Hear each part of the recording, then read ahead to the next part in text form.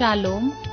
जिवंत गोड येशूच्या नावात आपल्या सर्वांचे मार्गाकरिता प्रकाश कार्यक्रमात सहर्ष स्वागत करीत आहोत. बरोबर प्रार्थना करण्यास उपलब्ध आहोत.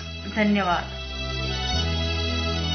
हे कोण उभे सुंदर येथे आणि ही गर्दी मोठी येथे कप्तान येशू ख्रिस्तस नाभावती. हे कोण उभे सुंदर येथे, हे कोण उभे सुंदर येथे.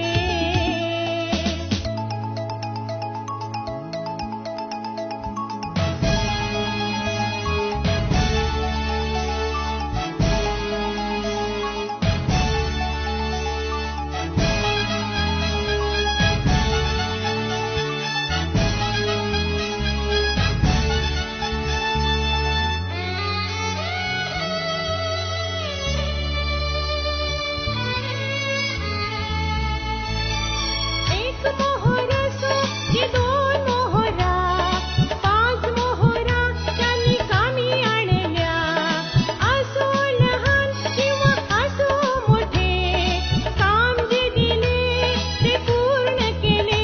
हे कोण उभे सुंदर येथे आणि ही गर्दी मोठी येथे कप्तान येशू ख्रिस्तस नाभावती. हे कोण उभे सुंदर येथे, हे कोण उभे सुंदर येथे.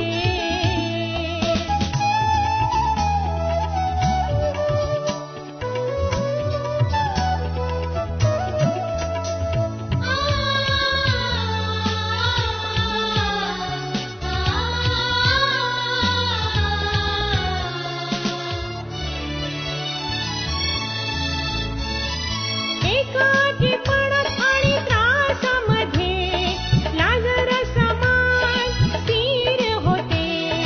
उपाशी असो किंवा तृप्त असो, विश्वासामध्ये खंबीर होते. हे कोण उभे सुंदर येथे आणि ही गर्दी मोठी येथे कप्तान येशू ख्रिस्तस नाभावती. हे कोण उभे सुंदर येथे, हे कोण उभे सुंदर येथे. आजच्या मननाकरिता देवाचे वचन एजरा अध्याय 8 22 ते 23 ही वचने. एजरा अध्याय 8 22 ते 23 ही वचने. वाटेने शत्रूपासून आमचा बचाव व्हावा यासाठी राजापाशी शिपाई व घोडेस्वार यांची टोळी मागून घेण्याची मला लाज वाटली, कारण आम्ही राजास असे बोलून चुकलो होतो की आमच्या देवास शरण आलेल्या सर्वांवर त्याचा वरदहस्त असतो, पण जे त्याचा त्याग करीतात त्याचवर त्याचे बल व क्रोध ही प्रगट होतात. यास्तव आम्ही उपास करून आपल्या देवाची प्रार्थना केली, ती त्याने ऐकली. प्रभू परमेश्वर या वाचलेल्या वचनाद्वारे आपला आजचा दिवस आशीर्वादित करो. ख्रिस्त येशूच्या पवित्र नावात सलाम. आजच्या सकाळी आपण एजरा याचा 8वा अध्याय आणि त्याची 22 ते 23 वचनं वाचली.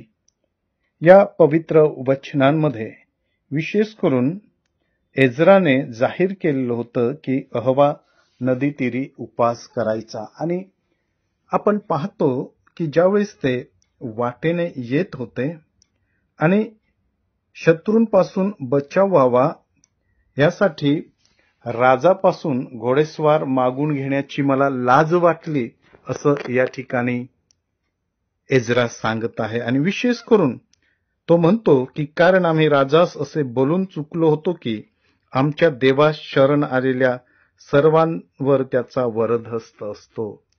माझ्या प्रियांनो, पहा, एजराने राजाकडून सहाय्य न घेता उलट राजाला परमेश्वराविषयी सांगितलं की ज्या देवावर आम्ही विश्वास ठेवलेला आहे, ज्या देवाची आम्ही स्तुती भक्ती करतो, तो त्या देवाला जो कोणी शरण जातो त्या सर्वांवर परमेश्वराचा वरदहस्त असतो.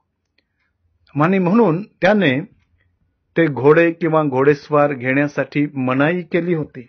आणि पुढे तो म्हणतो की पण जे त्याचा त्याग करीतात त्याचवर त्याचे बल व क्रोध ही प्रगट होतात. बघा, एज्राचा विश्वास पहा, जे त्याचा म्हणजे परमेश्वराचा त्याग करीतात त्या सर्वांवर परमेश्वराचा बल व क्रोध ही प्रगट होतात.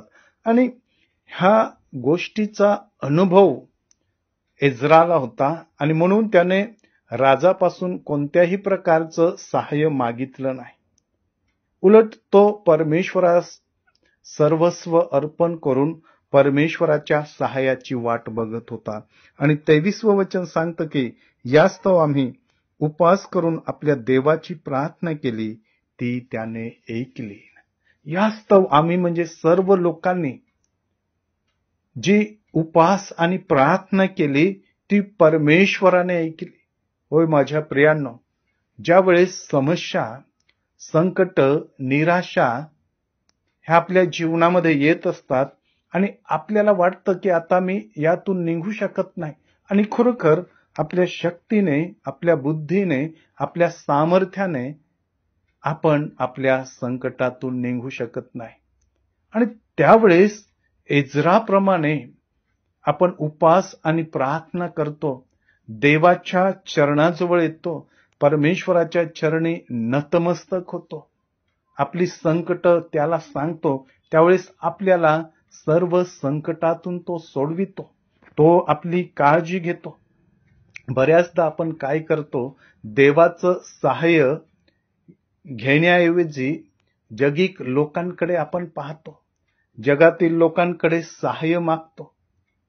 परंतु एज्राकडे पहा, एज्रा म्हणतो की मी राजाचं सहाय्य नाकारलं, घोडेस्वार नाकारले, परंतु मी माझ्या देवासाठी उपवास आणि प्रार्थना केली.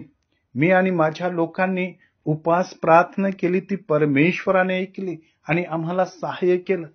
परमेश्वर सहाय्य करणारा आहे, परमेश्वर मार्ग दाखवणारा आहे, परमेश्वर काळजी घेणारा आहे. म्हणून मी आणि तुम्ही आपल्या जीवनामध्ये सदैव परमेश्वराचं सहाय्य घ्यावं. देवा ही वचनं आपणासाठी आशीर्वादित करू. आपण प्रार्थना करूया. स्वर्गीय पित्या, राजांच्या राजा, प्रभूंच्या प्रभू, आम्ही तुझ्या चरणी येतो, तुला धन्यवाद देतो. या सकाळी तुझी स्तुती करतो, कारण तू खरोखर आम्हा सहाय्य करणारा परमेश्वर आहे. कारण तू कधी आम्हा सोडत नाही, टाकत नाही, तर सदा सर्वदा आमच्या बरोबर राहतो. येशूच्या नावात मागतो म्हणून तो ऐक. आमेन. उभे सुंदर येथे